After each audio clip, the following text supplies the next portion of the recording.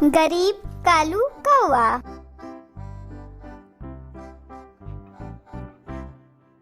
एक समय की बात है, एक कालू कौवा अपने छोटे से परिवार के साथ एक जंगल में रहता था।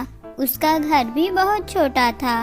वह बहुत गरीब था। उसके पास इतना पैसा नहीं था कि वो अपने परिवार का पेट भर सके। गरीब होने के नाते कोई भी पक्षी उसकी मदद नहीं करता था। सब उसको गरीब गरीब पुकारते थे। एक दिन कालू कौवे की पत्नी कालू कौवे से कहती है, ए जी सुनते हो, हमारा बेटा अब बड़ा हो चुका है, उसको स्कूल में पढ़ाना चाहिए हमको। आपको पता है, हमारे पड़ोसी टूनी चिड़िया का बेटा स्कूल में जाता है और उसको बहुत पढ़ाई आती है। इसीलिए कहती हूँ हमारा बेटा भी पढ़ लिख कर कुछ बन जाएगा तो हमारा नाम ही रोशन होगा। तभी अपनी पत्नी से कालू कौवा कहता है, अरे भाग्यवान, तुम्हें तो पता ही है हम सब गरीब हैं। हमारे पास इतना पैसा नहीं कि एक वक्त का खाना खा सकें।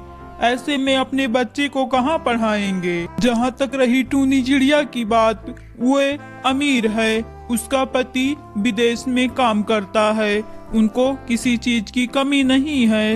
आप सब भी कालू कौवे की कहानी देखते देखते हमारे चैनल को सब्सक्राइब करिए।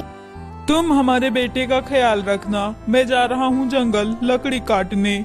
कुछ लकड़ी बाजार में बेचूंगा तो थोड़ा बहुत पैसा आएगा। ऐसा कहकर कालू कौवा अपने काम को चला जाता है। लेकिन उसकी पत्नी यह चाहती थी कि उसका भी बेटा स्कूल में पढ़े, पढ़ लिख कर कोई बड़ा आदमी बन जाए। कालू कौवा जंगल में जाता है और वह लकड़ी काटने लगता है। बेचारा भूखे प्यासे पूरे दिन तक लकड़ी काटता रहता है। तब जाकर उसे थोड़ी सी लकड़ी मिलती है और फिर कालू कौवा बाजार की तरफ जाने लगता है। वो बोलता है, ऊपर वाले की मेहरबानी है, उसी के मेहरबानी से मुझे इतनी लकड़ी मिल गई। अब ऊपर वाला चाहेगा तब ये बाजार में बिक जाएगा। और कालू कौवा कुछ ही देर में बाजार में पहुंच जाता है और वह अपनी दुकान लगाता है।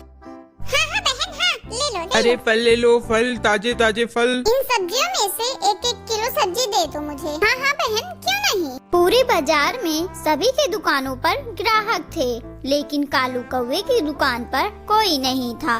वे बेचारा बहुत मायूस हो गया था। लगता है आज भी मेरी लकड़ियाँ नहीं बिकेंगी।